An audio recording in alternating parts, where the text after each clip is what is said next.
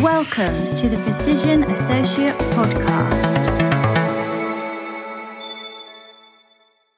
Hello and welcome to this episode of the Physician Associate Podcast. My name is James. I'm delighted to be joined on this episode by Karen Roberts, who's a reader in Physician Associate Education. Welcome to the show, Karen. Thanks very much, James. I wanted to make an episode on how people can get into Physician Associate courses. So for anybody thinking of applying to being a PA student, what that might involve, how to write a good personal statement, the interview process, and what sort of experience and qualities that course directors and admission directors look for to get into PA school. In your time as course leader at St George's University and now at Brighton and Sussex PA course, you must have been responsible for recruiting lots of physician associate students onto your courses. What makes a good application, do you think? So what I want to see in an application is knowledge about the PA profession and commitment to the PA profession. What I really don't want to see is somebody who is applying to 3 different courses in the same year because they just don't know what they want to do. Or somebody who tells me, I've always wanted to be a doctor and I'm doing this to get some experience so I can go to medical school. Those types of applications don't demonstrate to me that people really understand the PA profession or that they're committed to being a PA and helping our profession grow and become more recognized and respected within the UK. And that's what I'm looking for. Okay, so an understanding of what a physician associate is and a commitment to wanting to be a physician associate themselves. Yes. And when I say to demonstrate knowledge about the profession, what it doesn't mean is going to the FPA website and copying and pasting, this is what a PA does. And you give a list of bullet things that the PA does. And for a long time, I was involved in helping to develop some of the content on the FPA website. This was years ago, and things are always being updated. But when you see your own words come back in an application with no referencing, it's somewhat annoying. So I think it's really important that people do some good research and really, really understand the profession and then put in their own words, what does it actually mean to be a PA? And have they managed to shadow a PA? Or if somebody's working as a healthcare associate or healthcare assistant, have they seen PAs in practice and how they contribute to the team? Those are the types of things that I would like to see in an application. And in terms of getting work experience or shadowing for a physician associate application, obviously there are now more physician associates working across all different parts of the NHS. So people might be able to know a PA that they could shadow or approach an organisation. But with COVID, I know a lot of that has been limited in terms of visitors into the hospital, workplace shadowing. Is it absolutely necessary to have shadowing experience, do you think, in an application? Or is there something else that people can do to show their understanding of the profession?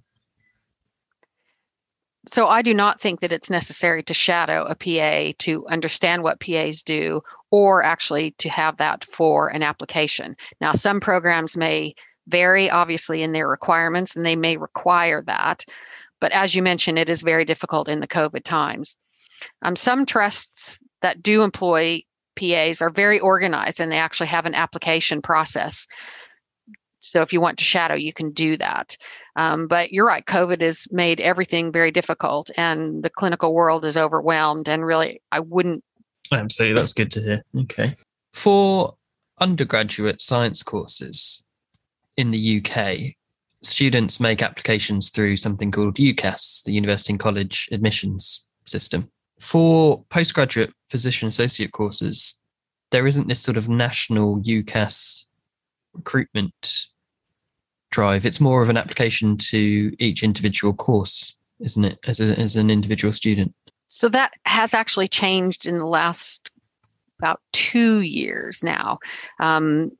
Students can apply to some PA programs through the UCAS system. And very interestingly, it's in the undergraduate UCAS system, but then they need to look for physician associate bracket postgrad.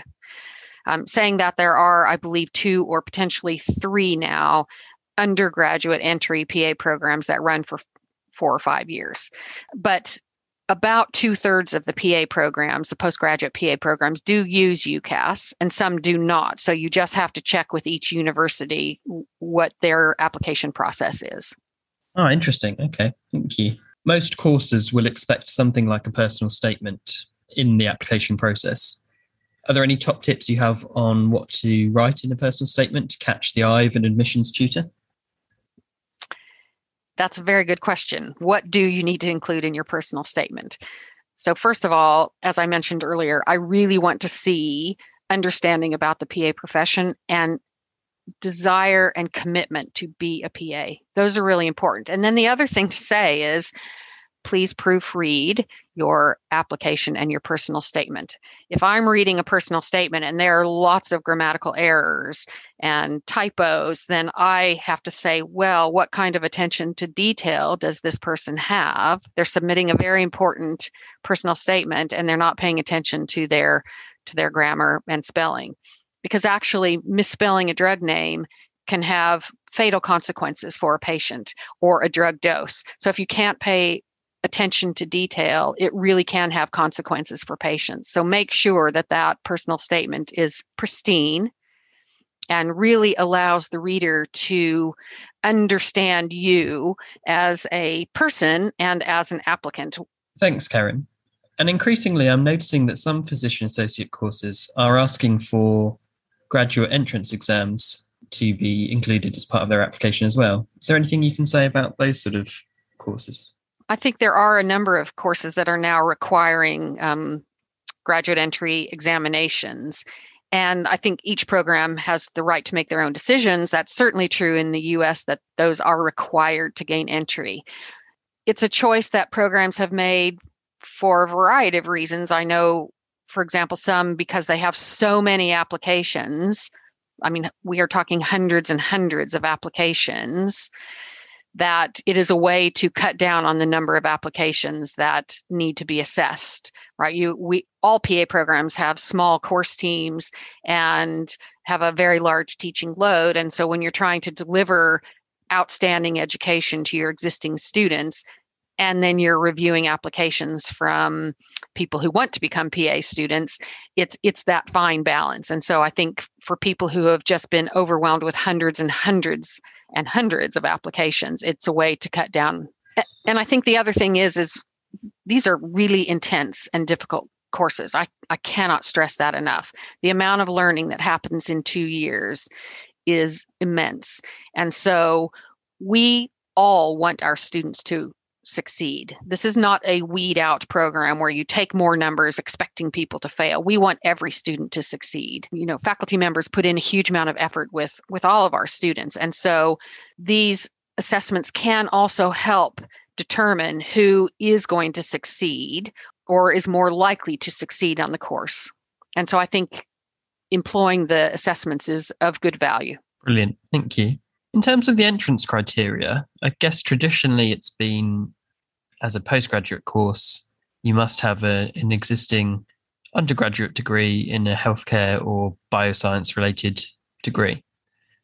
Is that a rigid entry requirement across the board for the profession, or do you know of special cases and circumstances for other skills being considered? So this is a really good question because we do get applications from people who don't have a life science degree. And as I said at the beginning, I don't have a life science degree, but I spent 2 years doing multiple modules as a foundation for me to even apply to my program. So let's say you have, for example, a psychology degree, which is a purely social science degree. You haven't done neuroscience in there. You've done no physiology. To ask you then to move into medical model and medical education and do all of that without any preparation, there is no way somebody who doesn't have a life science degree can keep up with the pace and intensity of the course. So it's not about, well, we don't want you. It's about, we want you to succeed. So give yourself the best chance to succeed.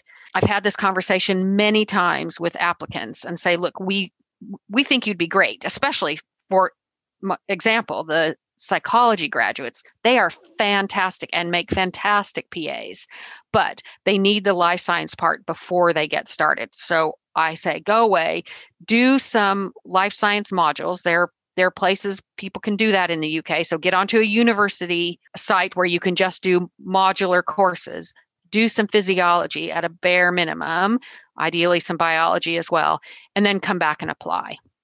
So the bottom line is the vast majority of candidates or applicants will have a life science degree or an allied health professional degree. Many programs will look at people without the relevant degree if they have done modules in life sciences that will prepare them to succeed.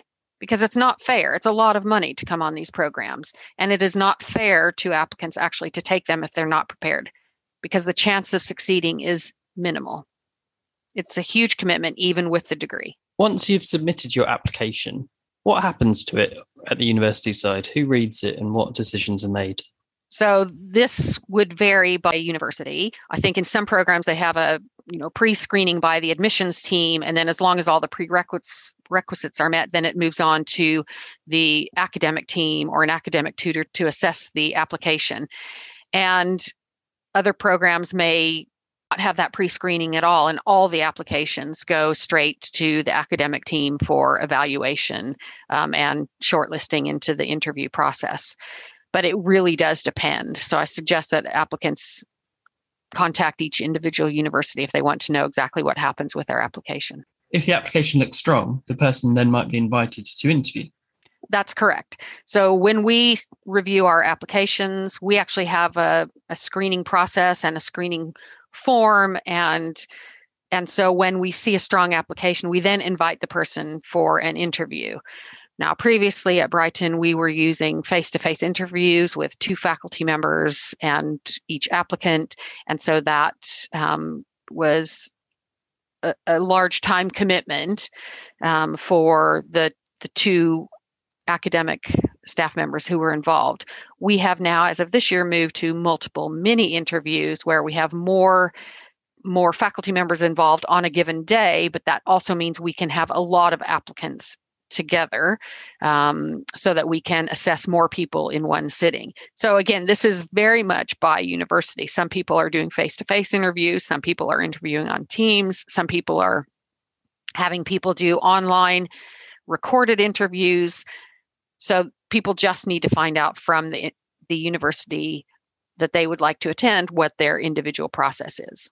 It's not one standard process across all PA programs. But it's fair to say that the interviews aren't really testing existing medical knowledge. You're not expected to know medicine for the interview. That is fair to say, as far as I know, because it's not fair to assess you on something that you haven't done yet. And so what we're looking for in an interview is who you are and how you interact with other people or with scenarios. If we don't think a person has the academic ability to succeed on the program, then they will not get an interview. So once this person comes to our interviews, then we want to know who they are and how they react and how they respond to people and situations, because we already think they have the academic ability to succeed. Are there any things to avoid saying in your interview that will lose you your place, or anything you can remember from failed candidates of what to learn from and not say? I think there's not a particular thing to say, although saying I'd like to be a doctor probably isn't the best idea at a PA interview. Over the years, I think it's the communication skills. So it's how do people communicate? Because actually, strong communication skills are one of the foundations of being a PA, right? We're actually fairly well known for our strong communication skills and our ability to speak with patients and have good consultations with patients. And so focusing on consultation skills, understanding the NHS, the 6 C's within the NHS, I think those are things that will really help people in their interviews. And actually, James, along this line, I would say getting information in advance from people who are potentially giving away interview content or who are giving tips may actually not be beneficial for people. What I want to know is how do you think on your feet and how do you interact? And I want to know who you are before you come on the program. If a candidate is unsuccessful getting a place first time round. Is there anything else you would suggest they do rather than just giving up and abandoning their dream of being a PA? Is there anything that they can do? Yes, absolutely. So I really encourage people to go get a job working in the NHS if they're not already. So we have a lot of new graduate, biomedical science or some life science graduates, and go get a job, ideally as like a healthcare assistant, something where you are working with patients and you gain some of that experience so you understand how the NHS works. One of my most amazing classmates got into our program on the 4th attempt. So if it is your dream to be a PA, then make that your goal. And I often tell applicants, it's not about when you become a PA, it is about becoming a PA. And so don't give up the dream. If you don't have a strong life science degree, then go out and take some modules and strengthen your foundation knowledge so that you can really, really succeed on the program. If you're told no, then you can certainly ask why if you're not given any feedback. Absolutely. Thank you. And let's say, happier news, you're lucky enough to get a positive offer from your university of choice and you get into PA school. In between that period of being accepted onto the course and actually starting, is there any prep work, reading materials, any resources that you would suggest people start with? Yes, certainly there are some courses have, for example, medical terminology quizzes in the first week of the course, which is really good because you do need to be able to speak using medical terminology. And so understanding that from day one is really helpful. You could do a little bit of brush up on physiology. If you don't have a lot of time, you could do that mainly for the key systems, meaning cardiology, respiratory, GI. So just some brush up on physiology, because understanding the physiology is the absolute foundation for understanding the conditions that affect patients. The other thing I would say really strongly is do not accept a place unless you're actually going to show up. So this past year, a number of courses reported people dropping out at the last moment. And when applicants do that, they have taken a place from another student who might have had that university as their number one choice. And that person may not have had another option or may have gone somewhere else that they didn't really want to go. So I would really encourage applicants to only even apply where they really, really want to go instead of just randomly applying to all the programs. So where do they want to attend? Apply to those programs. And then if they accept a place, then attend. Yeah, absolutely. It's only professional, isn't it? And going into a professional job, you have to start on the right foot. Absolutely. There are obviously differences amongst the different PA courses. I think there are something like 35 different physician associate schools across the UK now. Is it worth talking a little bit about how sometimes the courses are different amongst different institutions and why that's important for applicants to consider? Yes, it's a great question, and it is really important for applicants to consider this. So, for example, some programs use problem-based learning, and so the students have work together as a group to solve a problem. They might take away learning objectives. Some deliver a huge amount of teaching, so lecture type sessions, while others do very little lecture. And so students do a lot of their own learning, maybe through problem-based learning or other processes. It's really, really important to understand what is your learning preference or your learning modalities that work for you as a student, and does that match up with what the PA program structure is? The other key difference across programs is whether they have what their placement to teaching structure is. So for example, some programs they do the bulk of their teaching in year one. Okay, they have more of a linear type structure. They start off with, say, cardiology or respiratory, and then they move on to the next system and they move on to the next system. And they may not have many placements in year one. Other programs will use that same structure, sort of a linear structure, but they have placements from very early on, sometimes as early as, sort of week 3, 4, 5, 6. And then students have a mix of placement every week along with teaching. So the bulk of the activity in year one is course-based, so on university campus, but weekly placement days. Other programs are very different. They might have a block of teaching, say 4 weeks of university teaching, 4 months of university teaching, and then they might go out to placement for about 4 months. So you need to figure out what works for you as an applicant. And, I certainly know programs that do both of these types of education. And I think those structures work best for some people and not for others. Absolutely. I, in no small part, chose my course because of the way it was structured and the geography of the placements as well, to fit in around what I could do with learning and affording and working and those kind of things whilst I was a student. So really important to consider. Often money is a difficult factor for physician associate students to consider, having to fund their own course fees, associated costs, getting to placement, those kind of things. I don't know if you're in a position to comment much about how easy it is to work on top of PA school whilst you're learning, and postgraduate loans and those kind of things. Well, I am in a position to comment because I've seen how working affects students. This is a really intense course. I know I've said it before, and if I do open events, I usually say intense about 100 times in an hour. It is really intense. You're learning a huge amount of medicine in a very short period of time. And so working will impact students. It doesn't necessarily mean that their grades will be different, but it definitely will affect the amount of sleep that students can get.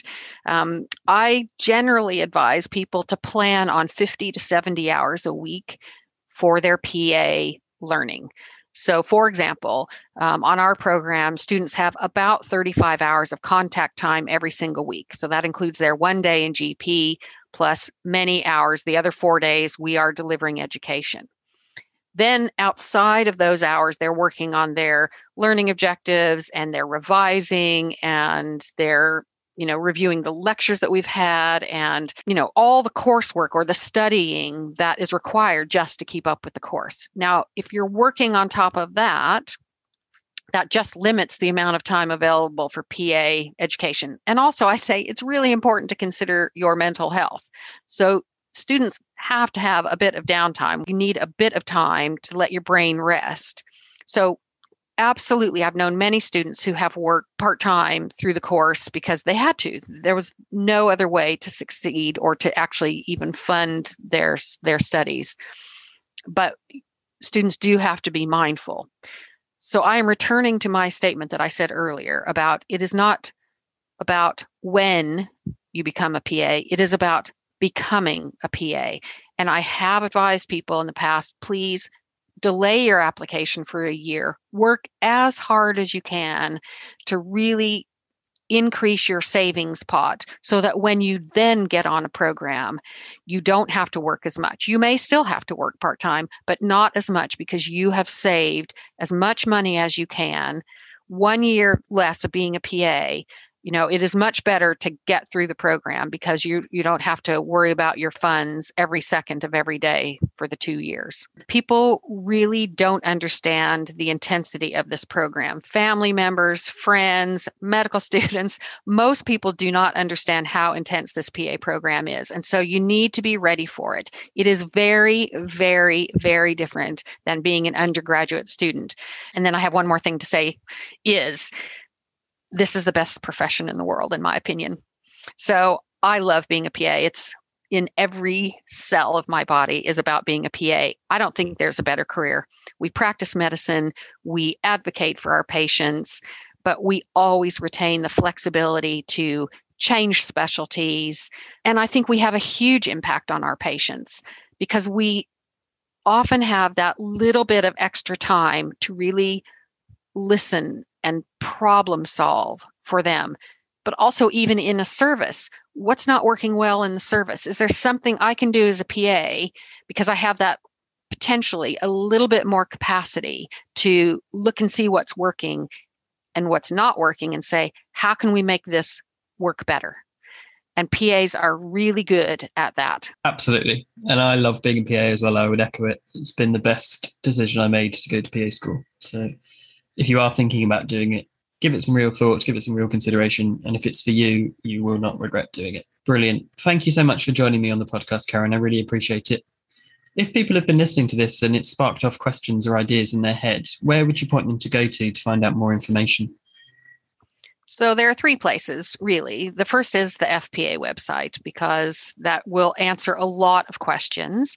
The second is go to the course team at the university that they wish to attend, because every program is different and they need to get the best information straight from the horse's mouth, so to speak.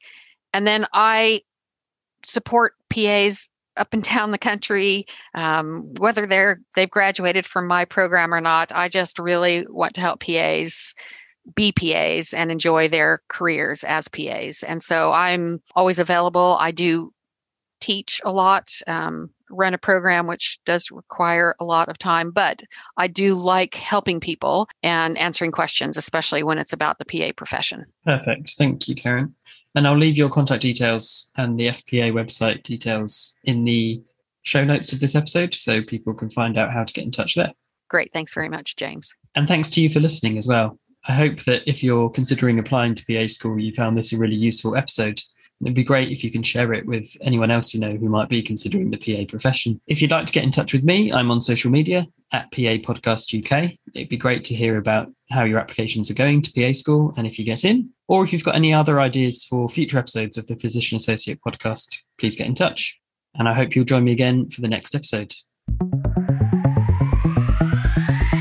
Thanks for listening to the Physician Associate Podcast.